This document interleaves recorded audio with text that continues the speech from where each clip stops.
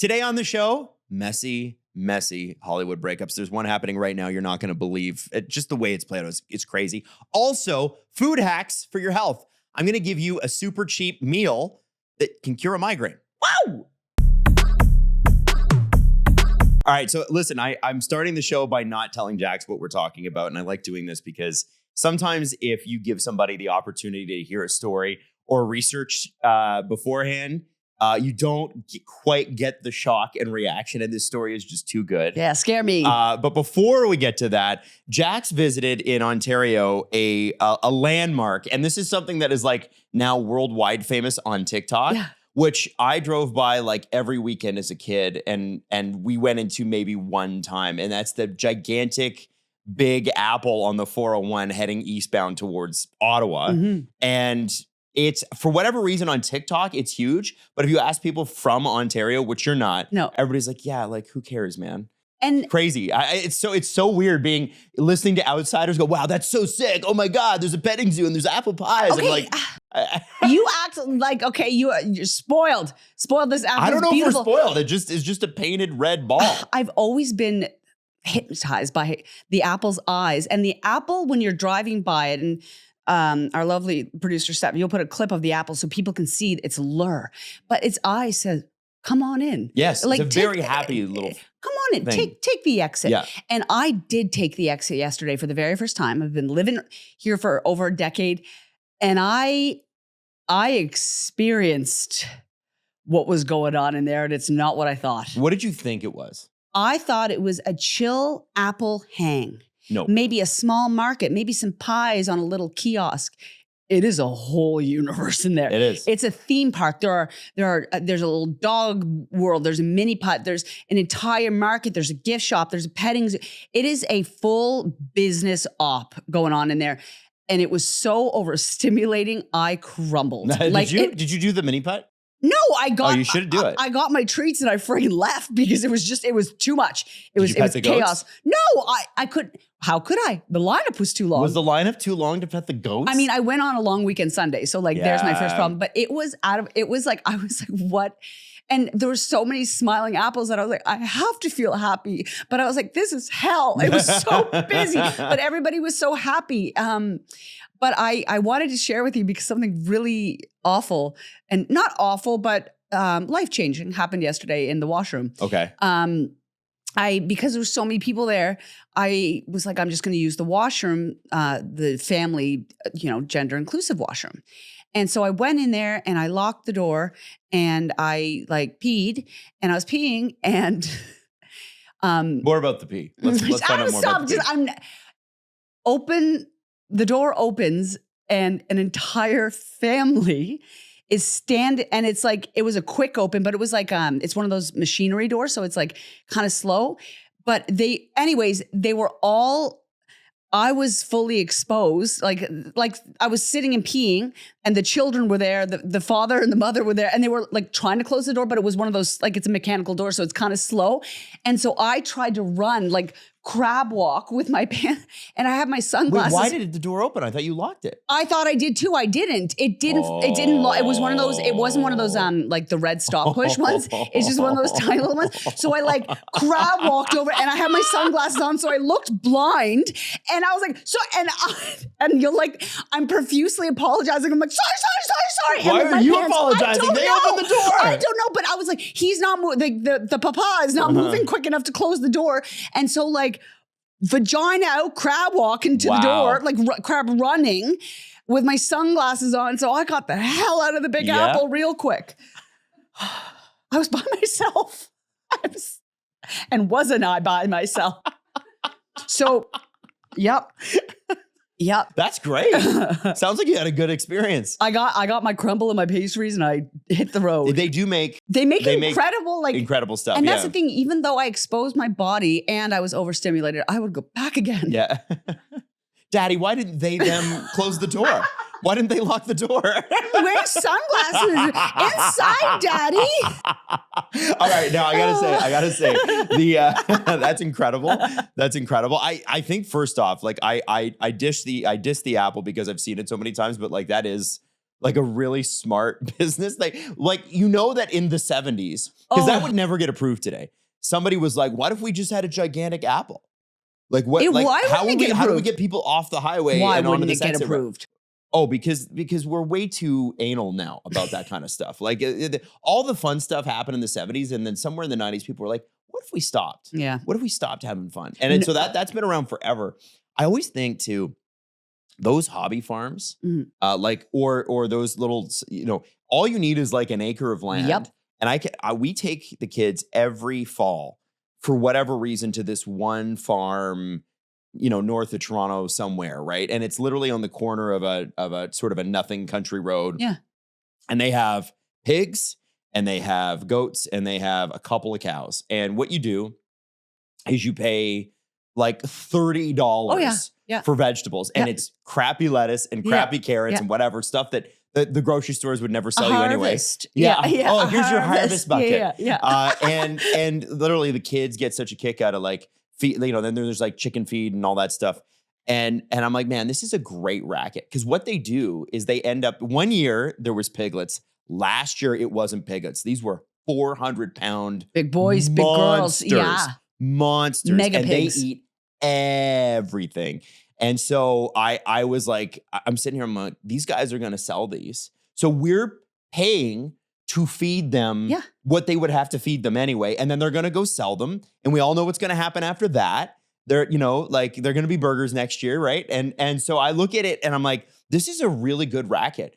Because again, the other thing too, is that you don't have to make it overly nice. Like I know that the apple place is. The apple, but it can like be rustic and it's just messy. It's a farm. Like it's of course it's muddy. Yeah. And of course you and they bring in some bales of hay and make like a thing and that's it. Yeah. It's crazy. The animals it's a may good bite, little business. Maybe rusty, but like you're going to pay $50 to get on our yard. 100%. Yeah. Oh yeah. And we'll charge these city slickers like a bunch of money. And we go. And then it's on Blog TO and everybody's going. And you know what? I'm grateful for it because when you've got a kid, like, so I didn't go, but we have in Toronto, we have an amusement park on the island called Centerville. And that's so fun. So so Natalie took Everly and my sister-in-law Lauren has 2 kids under the age of 4. Oh yeah. And so they all went and it's like, just give them something to do that doesn't involve me having to do it because, oh my God, kids at that age are energetic and whatever. And so it's like, we got to plan activities because if we leave them inside, they're going to go feral.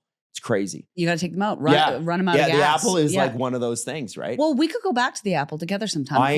You know what? Actually, with a 6-year-old, yes. Yeah. I've got a 6-year-old. I will do that. I would do that. I think beyond that though, I'm done with the apple. My apple days are over. All right. So I want to get into this crazy, messy story that sort of developed over the weekend, and like I hope you're ready to get really messy.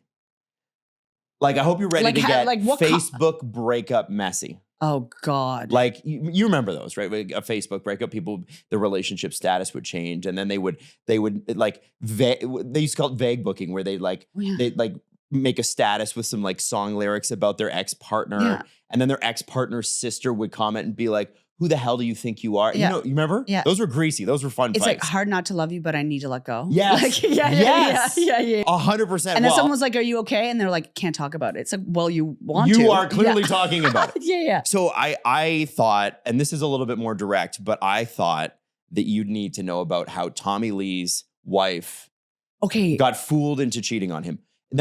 So this is what's so, have you read this story? Okay, no, but I saw the headlines about it. And because Tommy Lee, but Tommy Lee and Deadmau5 are good friends. And I used to like see some of their live streams partying, and like she was dating Kat Von D and they lived in my building in Toronto. Oh, and they did? Yeah, in the merchandise lofts. Like right when I moved in, they were moving out. So I was like following along their drama because it was absolute mess. Yeah, because he lives in like a farm outside of Toronto. He left the city. But I remember that Tommy Lee and what's her name? Brittany Furlan. Yeah, Brittany Furlan, that they were dating and then married, and then it seemed chaotic at quite well, a bit I think of times. anytime you hook up with a member of Motley Crue, your life's going to be and chaotic. he's still drinking, right? And apparently. So this is where it sort of gets interesting. So let me give you the 3 main characters. Yeah, okay, There's 3 characters in this story. Tommy Lee, drummer for Motley Crue, also very famous for his marriage and sex tape with Pamela Anderson. Yes. That's like the original sex tape that went viral on the internet. Yeah. And it was allegedly stolen by some construction workers who, during renovations, lifted their safe out and opened up the safe, and the VHS tapes were in there. Brittany Furlan, who is Tommy's wife, is a former Vine star. She was like huge on Vine. Humongous, And really very funny. Yeah. And has continued to kind of do stuff on Instagram and TikTok. And it was so strange because, you know, they hooked up, and he's about double her age, but that's a very Motley Crue thing to do. Sadly, yeah. Well, I mean, she's a consenting adult. Who cares? Is, like, I don't know. She's over 30. If she's 21, I'm like, okay, well, maybe we need the brain to develop a little bit there. But like after 30, that shit's on you. I don't have an age gap issue at that point. You made the call. You're over 30. And then there's Ronnie Radke. Do you know Ronnie Radke? No. Can I look him up, or am I allowed to? Yeah, you can. Ronnie Radke, you're just not allowed to look up any of the stories around it. American musician, singer, rapper, songwriter, according to Wikipedia. Best known as the lead singer of a rock band called Falling in Reverse, and the former lead singer of Escape the Fate. But Ronnie's huge on TikTok. Yeah. He's pretty funny. People love this guy. He's tatted up kind of like if you wanted like a non-blonde version of Machine Gun Kelly's tattoos, although Ronnie would probably hate me for saying that. He's basically tatted up like Machine Gun Kelly is. Oh, yeah, he's fully covered. Yeah, he's got a lot of blackout. Yeah. 100%. And it's a look, and women love that. There are women that just love that look. Tommy's also tatted up too, like everywhere. And so Tommy and Brittany have been married since Valentine's Day in 2019. Yeah, they've been married for a while. They were together before that.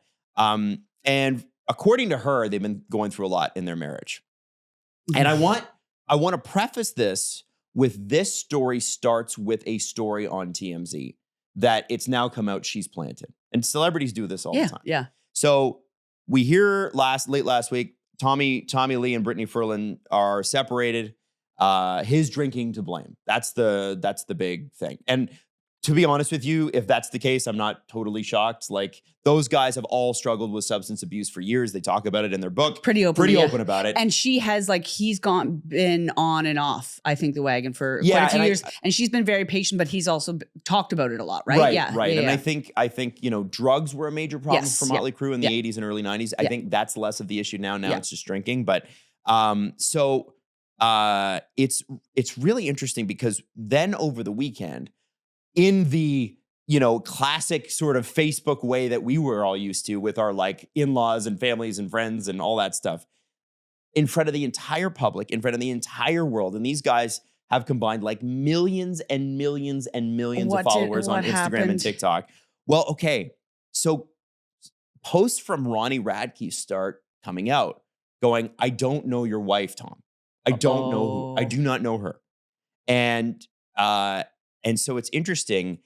The way the story has been kind of feathered out so far is that Brittany Furlan came home.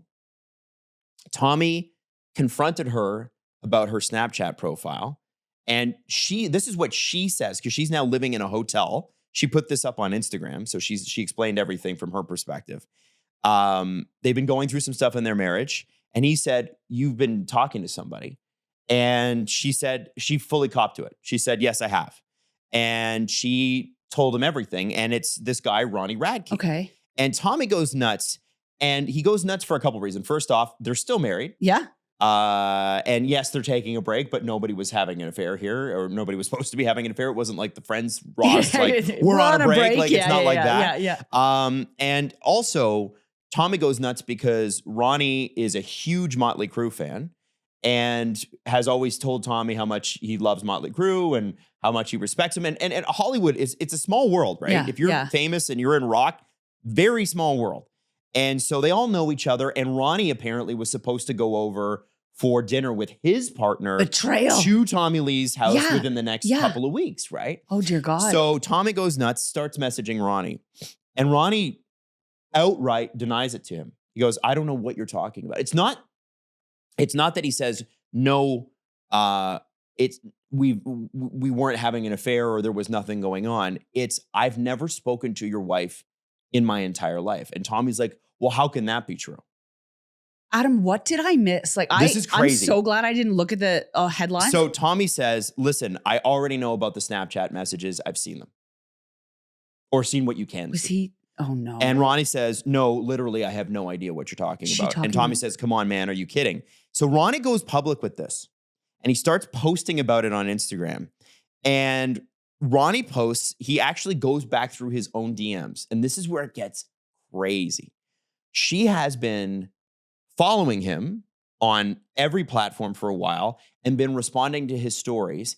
And in all the screen grabs, he has never once responded. He just leaves her on back. red. Yeah. He just leaves her on red. He gets tons of comments, whatever. You could see how that could Who happen. is she talking to then? So she follows him on every platform. Here we He's go. never followed her back. She claims, you invited me to your house. I was at your house. And he said, when were you at my house? What are you talking about? And she said, you invited me over. And she did go to his house and sit outside of his house. What is happening? And she said, you sent me a video of you in the bathroom after like playing with your hair, whatever. So, and Ronnie, by the way, has some stake in this because as I mentioned, he's got a girlfriend. And so you're thinking, okay, this Ronnie guy's busted. She was at his house, right? No. Was it a cat?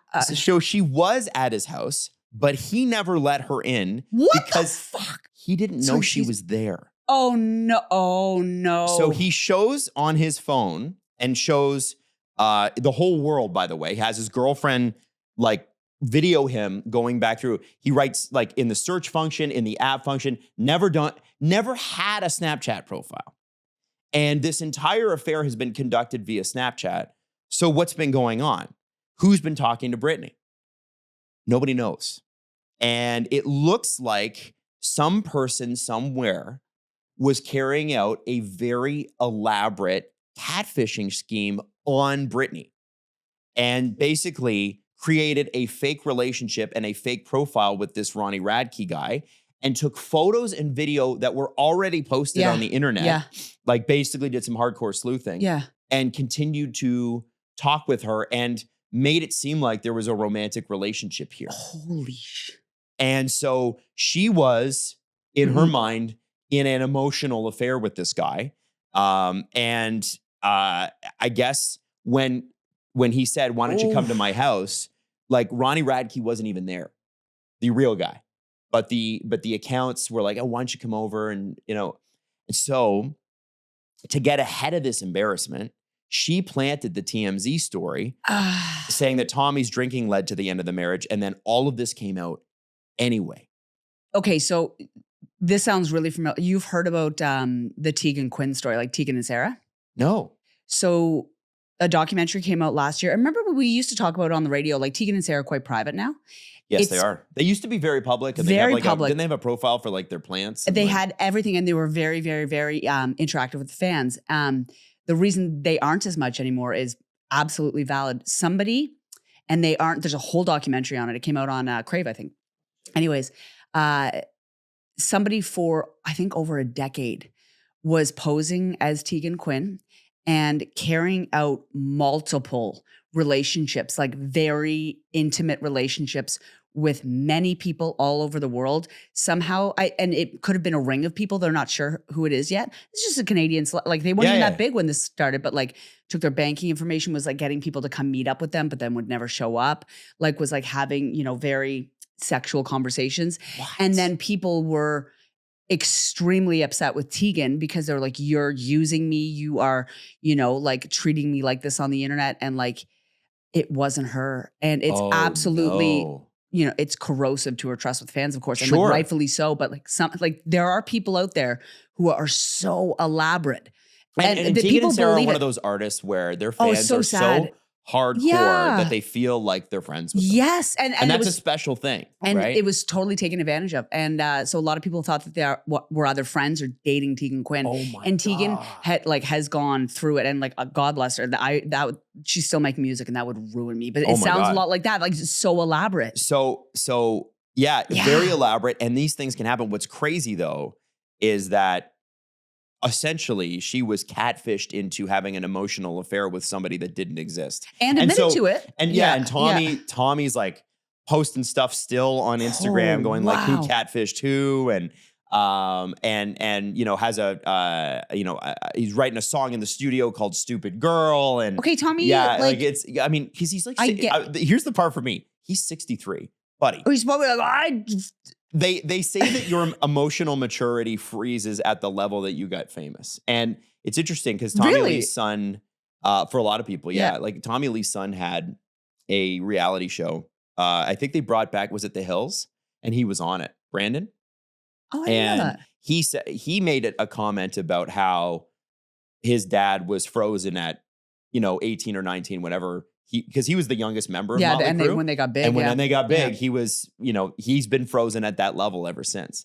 And so Oof. I don't know. And it's funny because, you see this sometimes on like, back in the day on Facebook, but now it's like, this or these big Instagram messages about how somebody hurt them or whatever. And then the next week they're back together and they're posting pictures. Messy. I don't know that you can get this back together after. This is so embarrassing that I'm not It's sure, horrifying. even if they can you reconcile after this? I don't think so, but I think if anybody were to get back together and be like, whatever, like it is celebrities because they can do those sort of like ping pong.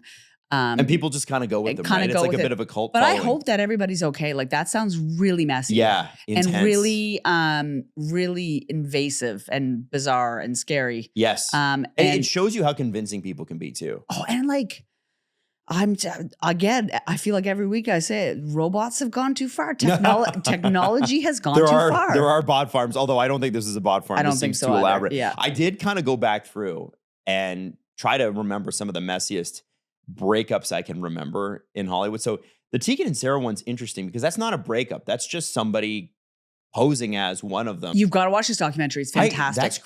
It's fantastic. So there's certain documentary. I bet that documentary is really dark. Yeah. Or is it just about that moment, or is it about them generally? It's about them generally, and like okay. their start from Calgary to like coming up in fame and like being sisters and stuff like that, and like expectations. Also, they went through like the MySpace, MySpace boom, right? Yes. So, and just really like nice people. Really, when I met them, I really liked them. really nice folks. Yeah, but no, it's just like.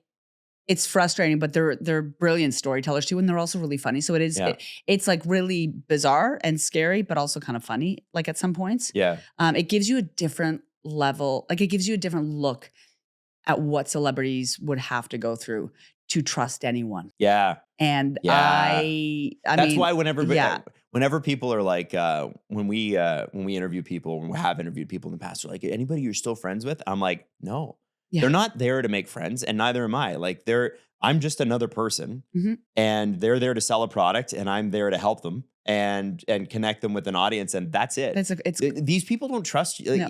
And they probably shouldn't. And I feel like as a fan, and I get this because I was, especially like growing up with, hockey players or music artists or whatever it was that I idolized when I was a kid. You go like, well, if we just met, we would for sure be friends. Yeah. And you hear people say that all the time. Like, I feel like if I met them, like we would totally be friends.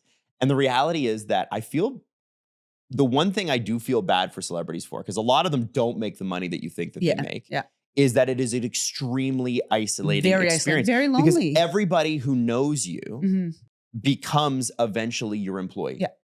Even your friends are sort of like Entourage, the show. They're living off of the money and the fame that you have. And so it changes the balance of a friendship. You and I are friends. It's a power dynamic. You and I are friends just because we're friends, right? I think we've worked together, but more than that. Yeah. You and I are lovers because we're lovers. That's right, baby. We're friends because we're friends. Yeah. I'm not like getting into clubs because of Jax Irwin. Although I'm sure there's a few I probably could get into. There's no real clubs you could get into. There are zero clubs you could get into being friends with me. There are no benefits to being friends with me for you other than... No, sometimes people come up to me and they say, are you Jax? And I say, yes. And they say, oh, you work with Adam. And I love it. I love the Steve Dangle podcast. Well, there you go. And then I say, go team. Yeah. You could get me into sports soirees, I bet. I could if you really wanted to go. Yeah. Just a bunch of old men in suits. Yeah, but me and the you punk can do buddies. That. Party on. Yeah, there you go. You fit the punk bunny profile for sure. I've been fitting that profile, okay? But I wanted to go through some of the messier breakups that I could remember in Hollywood, and I got 3 for you. Please. Okay? Oh, God. So, because since we're already going to be messy, let's be messy. Do you remember how Kristen Stewart and Robert Pattinson broke up after Twilight? No. It was bad? It was bad. So, oh my God. Robert Pattinson's on set. Oh, she's on set. Yeah. That's normal for actors and actresses, just right? Being on set. And they're in different parts of the world. Robert Pattinson gets an email from a well-known paparazzo and says, and a magazine too, and says, do you want to comment on these photos? And evidently, the story goes two ways. It's either he looked at the photos and didn't believe they were real, or he didn't even look at the photos because he was just like, I'm not going to, like, I don't care. It's paparazzi. What are they going to say? Oh, someone got out of a car or whatever. So he is like full blown, whatever happened here didn't happen. And all they really say in this email is, do you want to comment on them? Oh, God. So if he didn't look at the photos, you can see how he missed it. Anyway, he doesn't respond to this email. Next couple days, photos come out in a magazine, and I forget which one. It's probably on an online blog. And it is of Kristen Stewart and the director of Snow White. Remember she was in Snow White with my God. Chris Hemsworth? How did I black out on this? Okay, I'm looking up the It was pictures right supposed now. to be a big franchise. So it was, she did Twilight, and then the Snow White franchise was supposed to be a big one. And she was, or Snow White and the Huntsman, I think it was called. And she is not only making out with this director on a bridge in like a park, but like they're like grinding up against each other. It's very sexual. And this all comes out. And oh my God. Yeah. Are you looking at the pictures? Aren't they grinding? They are like winding full-blown and grinding. grade 8 grinding at the community center How did dance. I have too much chaos in my mind that I just completely blacked out on this part. Isn't that nuts? I forgot. And this was everywhere. Like Everywhere. People in US Weekly. Well, because they were the it couple. They were. Coming off of Twilight. You're at the grocery store getting bananas and you're reading all about their lives. Yes. Yeah. The old Sobeys. Oh my God. Yes, that's Sobeys trying to get my bananas. So, they broke up after that, clearly. Oh my God. And she has now come out. So there was. And she just got married. Did she just get married? Yeah, she just got married a couple of weeks ago. But I think. just in, and again, you have to remember, these are people in their like 20s, right? Like this is messy stuff stuff happens to everybody in their 20s. But these guys are famous, so it happens on camera. Right? So you feel, I do in retrospect, like that was a crazy thing to happen. Now I look back on it and I'm like, man, I feel bad. I feel bad for them. And they were, from what I gathered, both very introverted, more shy people. Yeah. And they probably, they are, of course, creatives and artists, but like, I don't think that they anticipated or loved that level of visibility. I don't, right? Yeah. And listen, they both had great careers since. So they have. The one thing that they've been able to do that a lot of people can't is they've come off of a big franchise and continued to have great success in their careers. Yeah. And are both known as fantastic actors. Like, and good people. I actually interviewed Robert Pattinson. Oh, you did? Yeah. He was here in Toronto. He had shot a movie back in Nova Scotia with, oh my God, I'm blanking on the actor's name, but it was this huge movie and it was here for TIFF. And I did a red carpet and I expected to not like him. And I don't know why. I just thought he was going to be like dark vampire energy. Remember Jimmy Fallon used to do Robert Pattinson in a tree? And he was absolutely, like, he was a darling. He was so kind and he was so engaged. And when I told him I'm from Nova Scotia, all he wanted to do was talk about Nova Scotia. And he just sat there on the carpet, like it was a busy carpet. And he just was so present and lovely. Cool. And he had maybe I was attracted to him now that I'm saying. He's a good looking boy. He's a good looking guy. He's also, you probably haven't seen it, but his version of the Batman is amazing. It's an amazing movie. It's too scary for me. You know what? It is actually scary. Batman is too scary. That particular one is dark. It's really dark. It's really, really good. So I got another one for you. Okay. Joe Jonas, Sophie Turner. Do you remember how they broke up? Okay. Sophie left Joe? Okay. What happened? No. So okay, this is crazy. I get confused with the Joe and I. So they were going through issues already in their marriage, and they had kids and that sort of thing. So, essentially, the story is this: they are going to give it a try again. They've separated. They're doing therapy. They're doing all the things, and they're going to give it a try again. And both sides have agreed, like, okay, we got to try again. Let's give it one last go, Sophie. But the story goes that Joe gets a notification on his phone, and it's a Ring doorbell. Adam knows all of the play-by-plays. Right? I love this. Okay, yeah. It's a Ring doorbell notification. Uh-oh. And you know where this is going, right? She was on the phone, and she was talking about him. Stop. And apparently, according to his side, again, you're getting, there's both sides, and then there's the truth. And then you got a man named Adam telling you it on a podcast. The things that she said about him were so bad that he said, I can't move forward with this. Stop. And so, and that happens in relationships. We get resentful, and it's unfortunate, but it does. So yeah, he listened to all the terrible things that she had to say about him. on the doorbell cam and had the file because it like files it away. Oh, yeah. It's like, I here's know. your file Yeah. for this and blah, blah, blah. And she was, yeah.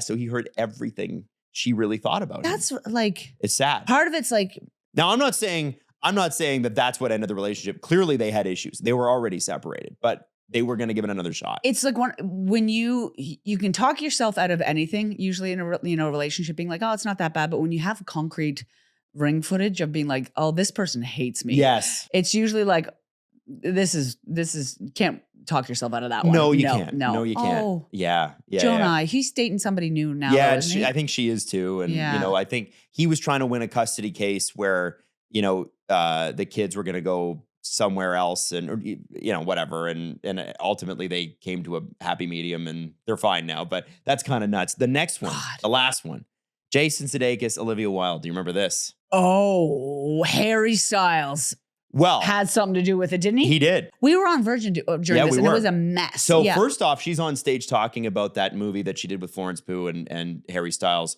where she was the director. And they had a ton of press behind it. ton of Yeah, press yeah, and a ton yeah, of like, yeah. do the actors hate each other? Yeah. Does Florence Pugh and Olivia Wilde, do they hate each other? Apparently they do.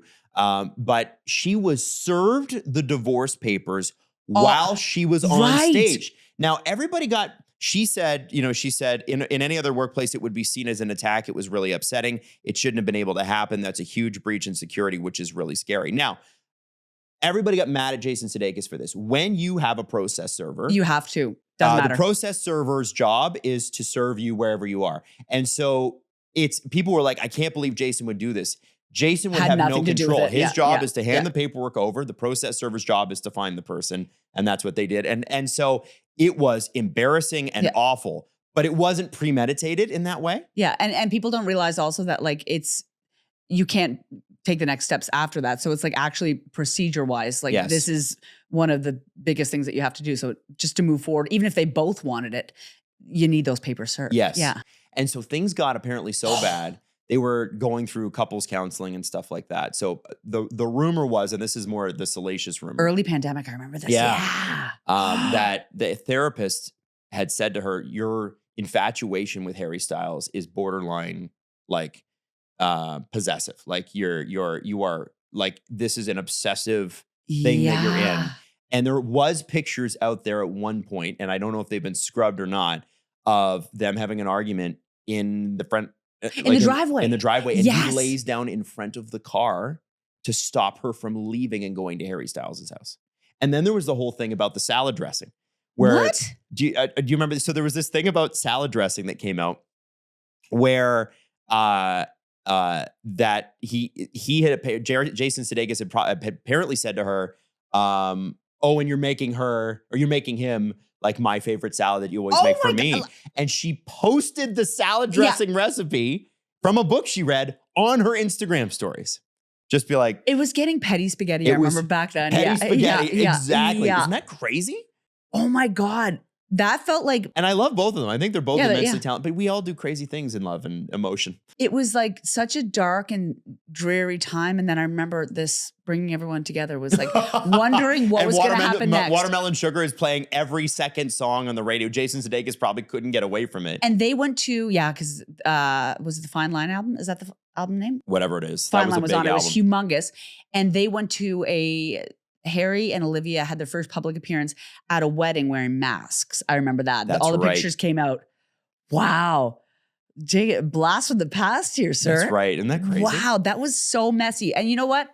Stars, they're just like us, aren't they? They're just as messy. I just thought, I'm like, God. well, with that breakup with Brittany Furlan and Tommy Lee, I'm like, let's get into some, because there are some bangers out there. And- there are ones that I left off this. We don't have time. I will be watching those two with bated breath. Also, Jason, Tommy Lee and Brittany Furlan.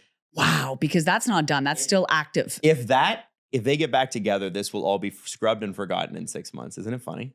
And They have then, people that go in and just wipe it. you know what though? That's a good reminder that we can all move on. Yes, we and can. That, go out and touch grass. And We're that, fickle yeah, people. yeah, Yes, we exactly. can move We'll on. move on to something else. Fickle in a good way, I think, in this Yes, particular yeah, case. yeah. Now, let's cleanse the palate Okay. and let's do a little bit of an East Coast call. Yeah. Tell me about this particular one. And again, if you've seen Jax do these, they are the absolute best. You always find like the kindest, loveliest people because that's kind of the vibe on the East Coast anyway. What about this one was special? So I did this call last week, and usually, behind the scenes, I'll let you know that because people think I just get through to somebody immediately. Sometimes I'll make hundreds of calls, and sometimes the calls won't be good, or they aren't looking to chat. I called, I think, 2 numbers, and I got this gentleman, and we'll play it here. He is, he's a honey. He is a honey, and I'm surprised he talked to me because as you're gonna hear and see here, he's a busy man. Hello. Hey, how are ya? Not bad. What's going on there? Trouble? Chasing deer. Outside? Yeah. They're all around the house here. Oh my! How many of them are there? Well, there's 3 right now. The only thing I don't like about them is you try to grow bushes, little shrubs and whatnot, and they chew them all to pieces. Oh, they're making a mess, are they? Well, they can make a mess. Are you chasing them, or do you have a stick? What do you got? No, I walk towards them, and they're more afraid of me than I am of them. Well, God, I hope no more come out of the bushes or from the hills. They don't stay around too long. There's a lot of bushes and shrubs that they can chew on. They can have a snack, and then they got to get gone, hey? Exactly. Speaking of food, have you had dinner yet, or what's for supper? No, I got to go to my sister's. What do you guys got on the go there? Oh, gosh, whatever Sandra has on the menu. Whatever boss Sandra says, hey? Exactly. All right. Well, I won't keep you long. I know you got deer in your yard and your sister to visit, so I hope they have a good long weekend. You too. You be safe out there with the deer. Love ya. Love you too. All right. Good luck. Bye. Okay, so explain to me the outside chasing deer part. Okay, so yeah, there's deer on his property, and obviously he's got a lot to deal with. But the thing that stood out to me, because he's very patient with them, when I put it on TikTok, a couple of the comments, and then more and more of the comments started to say about Truro, Nova Scotia. And somebody wrote, and we'll find the comment, these deer sound like they're from Truro, Nova Scotia. And I'm like, what? And because I'm calling so many people, usually I don't know which area of Nova Scotia or PEI or New Brunswick or Newfoundland I'm calling. And I looked through my phone, and sure enough, it was a Truro number. And you've been to Truro. Oh, yeah. Like, it's like, it's the hub city, they call it. But I don't know a lot about Truro. It's an hour outside of Dartmouth, where I grew up. And sure enough, it was a Truro number. And I didn't realize, but the in Truro run that town. Really? They have a deer issue? No, like they are the mafia. Like they are everywhere. They know how to cross crosswalks. So like people are like, there's 7 in my yard right now. Wow. Like they're everywhere. And I guess that they're nice, but they're everywhere. And so many comments, because I put on Instagram too, are like, yeah, that's sounds about right. That's true. We got a lot of deer here. Oh yeah. They're right in the yard. Invasive. They come up to the door. Like they're pushy sometimes, but also polite. But I mean, they're eating all your flowers. We have to, flowers and bushes. And so I didn't understand, because I was like, why? How did this person know that these are from Truro? And she said, because they're there. Like it's the deer. Like they're at your door. They're everywhere. I didn't realize that. That's a new thing. New Glasgow too has a big. So when sounds like they're doing great conservation over there in Truro. The deer are dominating humans again. Well, you know what? I think that they're all just living together in one unified community, and I respect it. But like little Bambi run shit there, and I love it. Yeah. So he was a honey, and somebody also commented, "That's my uncle." So I want, and it actually was. Of course they did. So I'm waiting for her to comment back, because I want to know more about him. Amazing. Yeah. But when I'm home this summer, maybe I'll go see him and see his deer. That. Yeah. I love that. Yeah. Okay. So one quick thing before we get into some of the questions that we have for the interview, which Jax loves so much. That's the name. Okay. So I love this, and it's something that came up on TikTok, and it's a migraine hack. Do you get migraines? I don't know. I feel like if you did, you'd know. You know. Yeah, no, I get like brutal headaches, but not migraines. So there is, and I love TikTok for this, because it's either an urban legend or it's actually brilliant. I'm not really sure which it is. Yeah. But there is a migraine meal at McDonald's. So if you have a headache that lasts a couple days, and you're seeing whatever you see in front, you see that. Yeah. What do they call it? Seeing like aura, or seeing like you see like a Orbs? white spot, or I don't know what it is. People with migraines talk about that. So the migraine meal is apparently a large Coke, with a large fry. And that is, so there was actually a TikTok, went viral. Girl goes, I've had a headache for 2.5 days. Yeah. And I can't handle it anymore. And nothing's working. I'm going to McDonald's. I'm going to try this hack. And she said it worked like 20 minutes later. Is sodium and like the sugar. So yeah, so 3 million views, she said, and she called it chips. She's Wow. British. Trying McDonald's chips and Diet Coke because I've had a headache for 48 hours. And people were saying, well, no, it's not the Diet Coke. You need the full sugar. Really? And so it's full sugar Coke, ibuprofen, and something salty. And people were like, I'm reading the comments for this thing, and people are like losing their minds going, I tried this. It works. It's amazing. You're not going to believe it, but it does.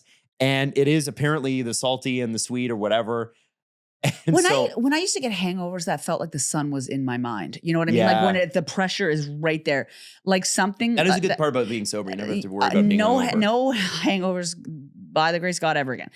But like that pressure, I feel like a McDonald's cuts through it. You know what I mean? Like if you're hungover, you had a good McDonald's. You know what I mean? Yep. Like have you ever had McDonald's after you party too hard? Oh, who hasn't? And then there's just that moment where like 20 minutes later, you're like, I believe I can live again. Like I believe. I was a wake up, chug a Gatorade, go back to sleep, and then wake up, eat like a McDonald's, and then another sleep, like another nap, like for an hour, and then I'm back on my feet. You've got tears. Oh, I had tears, man. I did. An artist process. So it made me think though, do you have any like food hacks for health things? Because I have one, and I know I'm putting you on the spot here, but have you heard about the sugar and hiccups?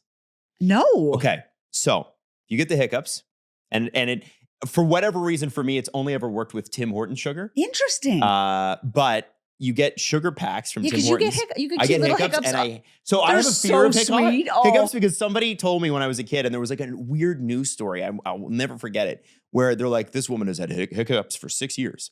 And I was like, oh my God, I'm going to be stuck with the hiccups forever. Yeah. So every time I get the hiccups, I feel like I'm going to have this shit forever. This is my life now. Yeah. Anyway, so what you're supposed to do is you're supposed to get 2 sugar packets and down them like a shot, just, and apparently it completely, and it does work for me. How would you swallow that? Well, you swallow it like, like those pixie sticks you used to swallow on the playground. It's literally that. And it's actually really, it's aggressive. Like it's a lot of sugar. I was going to say that. Yeah. Like that. But interesting. It works. It really does work. So I'm actually curious in the comments if anybody's got anything like that, like the migraine hack or the hiccup hack. Yeah, if you know any like little sneaky tricks for getting rid of. Isn't that great? Yeah, getting rid of anything. Yeah. Interesting, because I hate hiccups. Hiccups like. They suck. Like, and everybody makes fun of you the whole time. You're like, I'm having the struggle of my life right now, and everybody's making fun of me. Do you still? I haven't heard you hiccup in a while. It's been a while. I get it. I get it sometimes. Why do I know that? I find too. I get it sometimes. If I've had like a coffee and I'm leaning too far forward in a car or something like that, like driving, I have to adjust my backpack. Otherwise, I will get hiccups. Like maybe I'm prone to them. You know what? Maybe there are people that are like a little more prone to them. You haven't been hiccuping lately, and also your jaw seems like it's in good shape. I feel a new man for the summer. Listen, the lipo's working. No grinding, no hiccuping. Who is he? Ooh, in his prime. Okay. Let's get to the interview. Are you ready? Yeah, no, that's what it's called. This is an interesting one from Lori. And this is part of what our business, like our business background, we used to do radio show together. And we didn't get let go from Virgin Radio. We left. Yeah. Wanted to leave. But Lori says, why do radio and TV stations, quote, let go of hosts without any warning? And I think it's a great question. Very valid question. Yeah. And the reason they do it is, so back in the day, pre-social media, kids, the idea was they kind of like if you watch The Real Housewives, if a cast member leaves, they don't even acknowledge them. Nope. They just move forward. They want to keep going. The reason that they don't want you, unless it's a good situation, like we got to say goodbye. Yeah. That was a really, really great, hey, we've come to the end of the road here. But, and Jax and I were like, hey, make sure you listen to Darren and Deepa. They're a great show. Amazing. Like, whatever. Yeah. And I would still say that. They're great people. I'll have nothing but great things to say about them. The reason is that they don't want you angry at the radio station or the TV station. Yeah. And they want to just move forward. And that's always sort of been the thing. The problem, though, in the social media era is back in the day, you needed that radio station or that television station to access your audience. Yeah. You did not have access to your own audience without them. Yeah. Now you're on that platform. You collect an audience. You collect a group of people that are like, hey, we really like that person. And they stick Where did with they you go? when you go. Yeah. And then they go, what the hell happened? Yeah. And now you're under what, like a gag order, like a non-disclosure as to what happened. So TV and radio hosts often can't even talk about it. Yeah. And you're looking for answers because a lot of times, like, hosts feel the same way with the listeners. Like it's like a little relationship. So it feels really abrupt when you leave.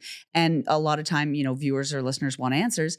And it's not that the person doesn't want to give them to you. It's that they can't, right? Well, and that's hard. And sometimes too, like you what's that? The don't explain, don't apologize, move on sort of thing, which is if a station issues an apology, or issues a statement, that means that people can coalesce and get mad at the station or the show or whatever for letting you go. Yeah. And if you go into the reasons explaining it, people are going to go, well, I don't agree with that reason. And I watch your show. You're opening opening up a dialogue 100%. rather than, And I can remember, can I tell you something? You can tell me anything. The craziest story on this. The craziest story. Exclusive, Stephanie. I can't say the name, although you know this person quite well. I was on a prominent TV show for years. And it was a morning television show. And one of the most popular members of our cast was being let go. Yep. And I have to tell you, it's one of the most breathtakingly, this is the first time I've ever told this, breathtakingly poor decisions, and the way they handled it made it worse. Yeah. Because I was told that, first off, this person knew going into her final week. She knew. And I didn't know. I was like C member of the cast, right? I was like, hello, I just come on. I pop on the screen, I'm happy, I do the entertainment, and I walk away, right? And even like she wouldn't have been able to tell you anyway. Like usually, no, but she apparently, like, there were people that knew. Senior people that knew. Yeah. But you're C-list. And again, who cares what, your little 25-year-old, like in my little so cute. my little Ted Baker blazers going on screen. Here's what's happening in music. And so I get in there and I know the exact date. Because it's 5:30 in the morning and the executive producer comes over to me and goes, Adam, we got to chat. And I'm like, uh-oh, I thought I'd done something. Yeah. And he goes, and again, 5:30 in the morning. He goes, we are making a change. And I'm like, why did you make me wake up early? Like you could have just had me sleep in and then we could have done this there. I think I'm getting fired. And he goes, we're, so-and-so is leaving today. Yeah. And I said, what do you mean they're leaving? And he's like, well, there's been a break. And I was like, well, did their contract expire? He's like, no. I said, so whose decision is this? And he said, it's the parent company's. Yeah. And I was like, wow. I said, you're aware that it's April Fool's, right? Yeah. And this person had been with the show for 25 years. Very loved member of the show. Yeah. I said, so what? I said, so how's this going to go down? And he said, well, they're not going to be on the show today. They've already done their last day, which was the previous day. Oh. And we're going to put out a statement at 10 a.m. on Facebook. Again, Facebook mattered at this point. And I was like, it's April Fool's. It's April Fool's. Yeah. We are the highest rated show in our category. Yeah. Everybody loves this person. And I said, it's April Fool's. He said, it's out of my hands. This is not what I wanted at all. I had no interest. He's like, I've been on the record saying this is a mistake. And so this is why TV channels and radio channels don't issue statements. This is a perfect example of it right here. So they take we do the day, and we're getting tweets about where is this person, because they're on every day and they're beloved. And nobody's saying anything, and everybody knows what's going on. I had just moved here, and I remember seeing this go live. Yeah, and then I leave the station because I had an afternoon radio show, and I leave and I'm looking at, and all of a sudden back then I had notifications sent to my phone. So Twitter, Instagram, and Facebook, where I would know if somebody commented because I wanted to reach out, whatever. My notifications exploded at like 10:01. Yeah. And I look and it's a bunch of people messaging me directly going, what's going on? DMs, Facebook Messenger, whatever you can imagine. There was thousands of comments immediately on it. I remember that. So yeah, so they post this at 10 a.m. And remember, April Fool's Day ends at noon. So they didn't wait till 1 o'clock. They did it at 10 a.m. April Fool's Day. Mega corporation, multi-billion-dollar corporation. Then over the weekend, what happens? Well, the two other prominent women on the network get absolutely shish kebabbed, torn to shreds, like ribbons, cut to ribbons by what happens online from this reaction. And both of them have to come out and say, listen, I first off, I agree with you. Yeah, it wasn't our decision. It wasn't our, this is my friend. Yeah. And what it became about was, well, if I was going to let a woman go, it would be that one, not this one. Yeah.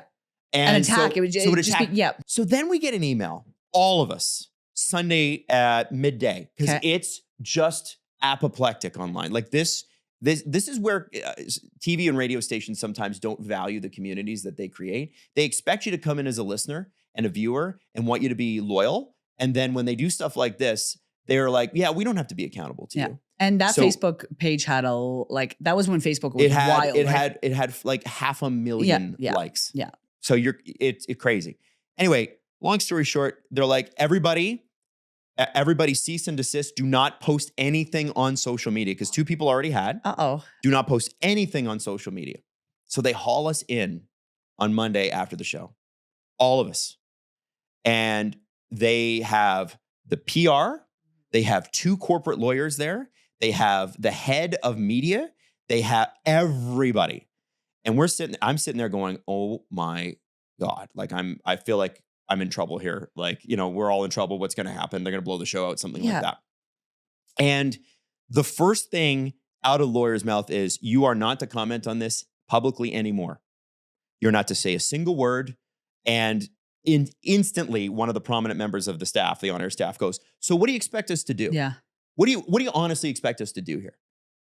And I have to, God bless her, because that was balls. It took a real lot of guts. It's like you have put us in an incredibly hard position. She said, you mishandled this. We're front facing. What's wrong with you? How did you not see this coming? And so the PR staff, who didn't even bother to show up to the meeting, but conference called them in, they had done this particular position at this show was a repeated show, meaning that the brand existed in multiple markets across the country. And I don't believe it does anymore, but back then it did. And they eliminated that position from every one of the shows because they were cutting costs. And so they eliminated the one in Vancouver. They eliminated the one in Calgary. They eliminated the one in Montreal. And the PR person was like, I don't understand why it went this way in Toronto, because we did this across the country with all the other hosts on the same one and did it the exact same way. And there were absolutely no issues. Nobody complained. But for whatever reason in Toronto, everybody's losing their mind. Yeah. As if all the viewers and listeners who watch that show are crazy, not the PR staff. And then this prominent member of the staff steps up and says, that is because you're not paying attention, you don't watch the show, and you have no idea the impact this person had on our audience. Yeah. And by the way, you threw us out there this morning without any cover, with no way to address this scenario. Naked and vulnerable. Yeah. So anyway, and I was like, welcome to TV. It was one of those dramatic things. So I know I didn't expect it to go there, but isn't that nuts? You just wanted to wear your little rental blazers and mind your business. I know. Here's the thing with the Ted Baker clothes is they gave me the clothes and then I'd have to give them back. I know. You couldn't keep those. I remember though, it was like my first month here in Toronto and I was like, whoa.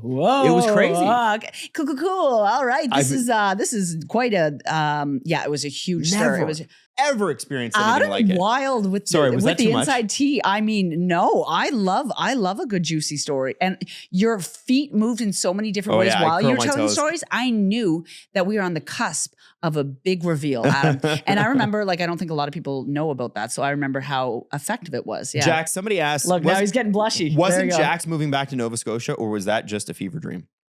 No, actually, there was a lot of confusion around that. When we left Virgin, I had said that I'm going to be doing some traveling, and I think people thought I was moving back to Nova Scotia. I think, though, that brings up an interesting point because a lot of people think I live in Nova Scotia, which I don't. Somebody said, welcome to Ontario yesterday. And I understand fully why people think I live in Nova Scotia is because all I do is talk about it. I'm really homesick all the time. But I do love Toronto. I live in Toronto. I'm staying in Toronto. I go back and forth maybe one day. I'll be, 6 and 6, 6 months here, 6 months there. But for now, I'm with Adam Wylde in hot, smelly Toronto. From Sandy, what fictional character do you most identify with? Tuxedo Mask. From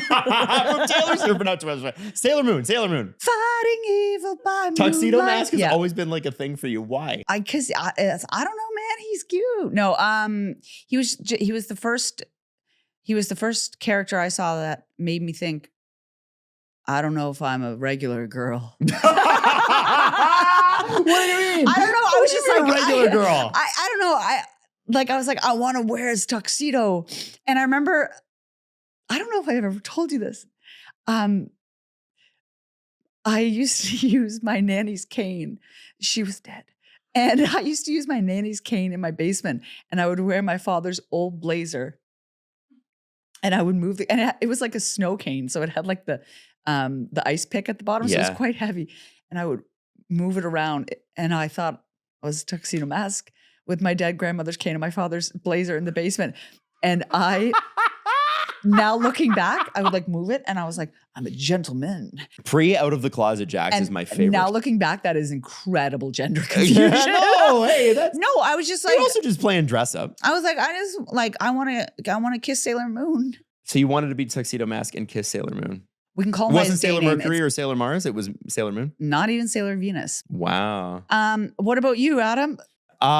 Fictional character I most identify with. It's a really hard one. That's why Johnny Bravo. I was Johnny Bravo. Yeah. Johnny Bravo. If Johnny Bravo had a kid and probably could get back to the gym. I don't know. You wear stop it. You're beautiful. You wear like cool like black shirts and like.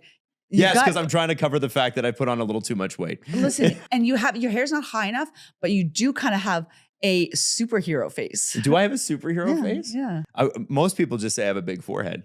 So I appreciate that. Listen, somebody commented on one of my Instagram videos the other day and they're like, yo, man, your forehead is huge. I'm like, buddy, my forehead's awesome. Like, listen, I'm showing it off. Yeah. You got to flaunt what you got. Yeah. And I got a monster. Yeah. All right. Yeah. There's a lot of real estate there. I'm proud of that. You know what? In this economy, you take what you can get. And also a lot of space to tan this summer. 100%. Yeah. Just put a solar panel on it. You're great. Power your iPhone. You're good. I love anyway, you. Listen. So before we go, like last minute recommendation, what should we do? Music, movie, whatever. It can't be the apple pies at the Apple Place. You can't say that. No, it's too busy there. I started watching last night as I was falling asleep. The Quilters on Netflix is a documentary about this like group of gentlemen who build beautiful quilts for foster children in prison. And they have a quilting club in prison. It's like this Netflix documentary. You were probably crying. Knowing you were probably like so emotional. It doesn't matter, Adam. If crying. I cried yourself to sleep. I think it's beautiful. I think it's beautiful that they don't know how long they'll be there, but they are still helping the community. I'm going to give you a trashy one because I love trashy ones. Yeah. My wife is always watching trashy TV, so it's always on in the background. Oh yeah, I fully cop to the fact that I'll watch it too. Whoops. But while I was prepping the outline for the show last night, The Secret Lives of Mormon Wives was playing in the background. Oh my God. Girl, you're late. Oh yeah, the new season's out. Yeah. Crazy. It is chaos. And they all came from TikTok. Yeah. And they're openly talking about how they used to go to parties with their friends. Yeah. And put masks on and then just make them be like, whose husband is this? Oh, they're messy. I was like, what the fuck? They are messy. Listen, closer you get to Utah, the messier it gets, I always say. Yeah. Wow. Yeah. They are messy. It's great. You need to watch it. That's not a saying. So that's it for us. Yeah. I hope you watch and you subscribe and you tell every one of your friends that we're here. And if you're on YouTube, like the video because it costs you nothing. Yeah, and share it. Share it everywhere. Share it with people that you haven't talked to in many years. Share it with your exes. Definitely share it with your exes. Share it with people who don't want to hear from you, but please share it with everyone. All right, we will see you next week. Looking forward to it.